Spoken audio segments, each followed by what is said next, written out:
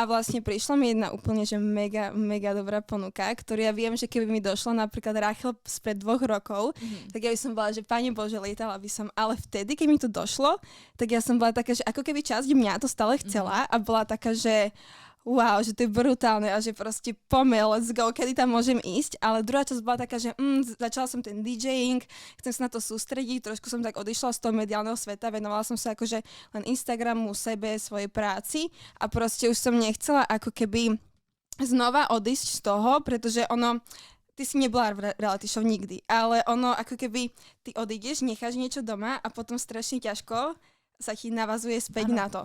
Takže ja už som nechcela zažiť znova to isté, tak preto som si povedala, že proste asi radšej nič už.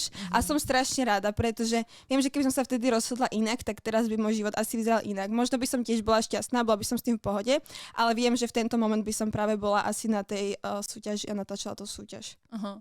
A můžeš říct, co to bylo? Ne? Nemôžu. Ani to nepřijde. Ale je to zahraničná show, ktorú všetci poznáte. Je to to handle. Je to Nemôžem, ale, je to tu. Ale akože, hej, ale neviem, že či sa to môže vôbec hovoriť. No že a počkej, niekto taký ma oslovil. Počkej, to musím říct. A jak sa k tomu človek dostane? Skrz Instagram? Mňa oslovili, skrz že ma videli na Instagrame. Potom ma oslovili na e-maily. Nemôžem povedať, je to tu. Áno, ale akože, ja neviem, že či to môžem hovoriť, ale asi... Jasne, že jo, tak nejsi podepsaná. Ne? Áno, presne. No tak oslovili ma asi tak, jak oslovujú každého. Môžeš říkať, co chceš. Do reality show, presne. Na základe aj z toho, že ma možno videli v iných reality shows a na základe Instagramu. No a vlastne potom ja som sa tým o tom Tuhotu handle som sa rozprávala ešte s Vojom. Vlastne majiteľ Voja poznal toho človeka, ktorý robí to Tuhotu handle. Takže veľmi som to diskutovala aj s ním, keď som nad tým ešte rozmýšľala. On bol taký, že určite chodia tak. Ale potom nejako ma to prešlo. Já si myslím, že ty jsi totiž úplně perfektní člověk, osobnost do konceptu reality show.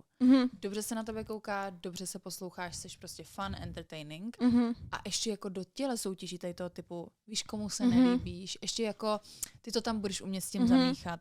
Takže hej, ale ja som sa dozvedela nejaké veci, že tie americké reality show sa natáčajú trošku inak ako tieto naše a nebola som tam stotožnená s nejakými vecami, ktoré som sa potom podozvedala a preto som napríklad, že je to dosť scenárované.